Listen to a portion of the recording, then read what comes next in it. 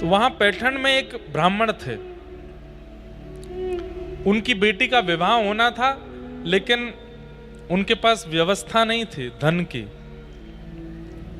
तो उन्होंने नगर के अन्य ब्राह्मणों से कहा, भाई मेरी बेटी का विवाह होना है, आप लोग थोड़ी थोड़ी सहायता कर दीजिए, थोड़ा धन दे दीजिए, मैं अपनी बेटी का ब्याह कर दूं। सब लोग इधर देखो, ध्यान से सुनो। तो सब ब्राह्मणों ने उनसे कहा, देखो भाई हम तुमको धन देना चाहते हैं, तुम्हारी बेटी का ब्याह हो ये हम भी चाहते हैं, लेकिन हम लोग एक बात से बड़े परेशान हैं, हमारी परेशानी पहले दूर करो। बोले किस बात से परेशान हो? बोले ये एकनाथ जी जो हैं इनको गुस्सा नहीं आता है, हम इनकी निंदा करके देख चुके, इनका अपमान करवा के देख चुके, कितना कुछ करके देख लिया, इनको कभी गुस्सा नहीं आता। तुमने अगर इनको गुस्सा दिला दिया तो हम सब दुगना दुगना पैसा देके तुम्हारी बेटी का इतना अद्भुत ब्याह कराएंगे कि तुम बस देखते रह जाना। कोई भी पिता चाहेगा मेरी बेटी का ब्याह अच्छा हो, और यदि इतना ही करना है कि उसको गुस्सा दिला दो। तो ब्राह्मण ने कहा ठीक है, एकनाथ जी को मैं गुस्सा दिलाऊंगा। वो ब्राह्मण चला गया एकनाथ जी के यहां। एकनाथ जी महाराज ठाकुर जी की सेवा कर रहे थे, चंदन घिस करके ठाकुर जी को लगा रहे थे। सब लोग इधर देखना।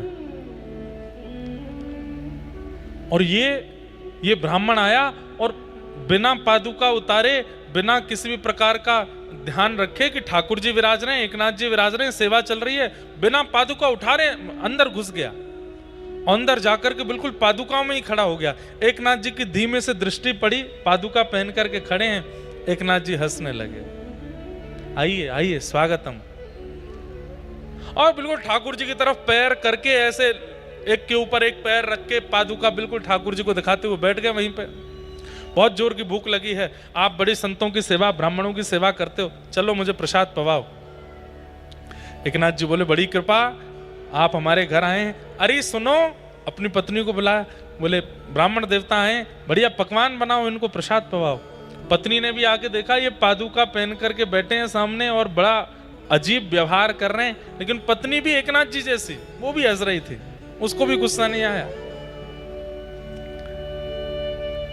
सुंदर चौकी लगाई, थाल लगाया, थाल में खूब सारे सामग्री परोसने लगी।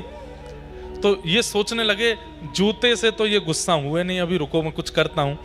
अब जैसी पत्नी आई, आकर के परोस रही थी, झुक करके परोसने लगी। तो अब ये ब्राह्मण कोई छोटे उम्र के तो नहीं थे, 35-36 साल की उम्र होगी।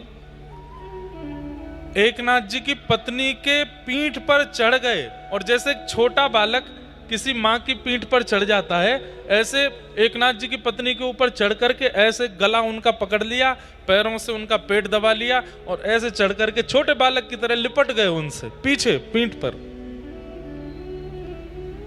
एकनाथ जी महाराज जोर से हंसने लगे, अरे धन्य भाग्य है, धन्य हो देवी, धन्य हो। क्यों? शास्त्र आज्ञा करते हैं कि विप्र जो है वो ठाकुर जी का स्वरूप है। आज तक ठाकुर जी सामने बैठ करके प्रसाद पाते थे, आज तक ठाकुर जी सामने बैठ करके दर्शन देते थे, लेकिन आज तुम्हारी भक्ति का प्रभाव देखो, इस विप्र के देव में, विप्र के रूप में ठाकुर जी तुम्हारी गोद में चढ़ गए। पत्नी भी हंसने लगी। आप लोग सुनिएगा नहीं, इमेजिन करो ये आपके साथ हो तो आप क्या करोगे। पीठ पर चढ़ गए। पत्नी क्या बोलती है, अरे मुझे तो बालकों को संभालने का बहुत बहुत अभ्यास, उनको संभाल लूंगी। पत्नी ने भी हाथ ऐसे लगाए और उनको बोली, क्या पाएंगे आप, मैं ऐसे ही पवा देती हूं, मैं ऐसे ही जल पिला देती हूं। अंत में ब्राह्मण देवता हार मान गया, चरणों में गिर गया, बोले एकनाथ जी मैं ये बात मान चुका हूं कि आपको क्रोध नहीं आने वाला है, मैं चाहे जो कर लूं। अरे किसी की पत्नी के साथ इतना दुर्व्यवहार करे कोई पति कैसे सह सकता है। मैं मान गया।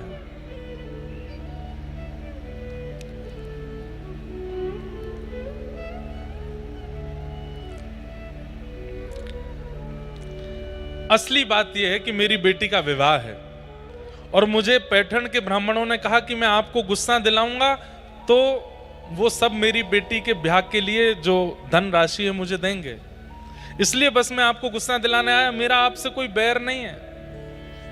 एकनाथ जी महाराज बोले तुमको आते ही पहले ये बात बता देनी चाहिए, तो इतनी देर क्यों लगाई तुमने? कोई ब्राह्मण से धन लेने की आवश्यकता नहीं है, तुम्हारी बेटी का विवाह पंडरीनाथ भगवान करेंगे, सब व्यवस्था होगी, चिंता मत करो। और श्री एकनाथ जी महाराज ने ठाकुर जी से प्रार्थना की, कहां से व्यवस्था हो गई और उस ब्राह्मण की पुत्री का अद्भुत विवाह हुआ। ठाकुर जी ने विवाह कराया, क्रोध नहीं। कहीं ना कहीं भगवत प्राप्त व्यक्ति ऐसा हो जाता है, उसको फर्क नहीं पड़ता, फिर चाहे जो हो जाए उसके साथ वो प्रसन्न ही रहता है, वो आनंद में ही रहता है, वो सुखी ही रहता है। मुझे और आपको यदि छोटी छोटी बातों पर क्रोध आना, काम होना, कभी मन ललचाना, ईर्ष्या होना, मोह होना, ये सब स्वभाव में अगर प्रकट हो रहा है तो इस बात को मान लीजिए कि ठाकुर जी बहुत दूर हैं अभी आपसे।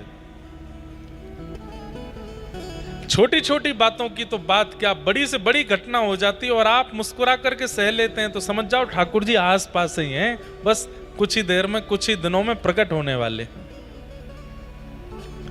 कितनी भी बड़ी भयानक स्थिति क्यों ना हो जाए, आपका मन एकाग्र है तो इसका मतलब ठाकुर जी आपके साथ हैं।